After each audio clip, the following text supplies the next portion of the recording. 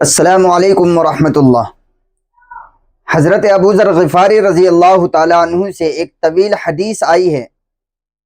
اس حدیث کے اندر حضرت ابو ذر ارشاد فرماتے ہیں رضی اللہ تعالیٰ عنہ کہ اللہ کے نبی جناب رسول کریم صلی اللہ علیہ وسلم نے ایک عقاف نامی صحابی رضی اللہ تعالیٰ عنہ سے ایک موقع پر ارشاد فرمایا کہ اے عقاف، کیا تیری بیوی ہے؟ انہوں نے ارشاد فرمایا کہ اللہ کے نبی، میری بھی شادی نہیں ہوئی، یعنی میری بیوی نہیں ہے۔ تو اللہ کے نبی صلی اللہ علیہ وسلم نے ارشاد فرمایا، اے عقاف، کیا تم مال اور وسعت والا ہے؟ یعنی کیا تیرے پاس میں مال اور وسعت ہے؟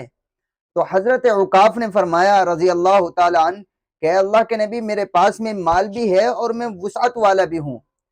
تو اللہ کے نبی صلی اللہ علیہ وسلم نے جب حضرت عقاف سے سنا کہ ان کے پاس مال بھی ہے اور وسعت بھی اللہ نے دے رکھی ہے، تو اللہ کے نبی نے فرمایا کہ عقاف، اگر مال اور وسعت ہونے کے باوجود تم نکاح نہیں کرتے ہو، تم اپنی شادی نہیں کرتے ہو، تو یاد رکھو تم شیطان کے بھائیوں میں سے ہو، اور اگر تم یہود و نصارہ میں سے ہوتے تو تم ان کے راہب ہوتے۔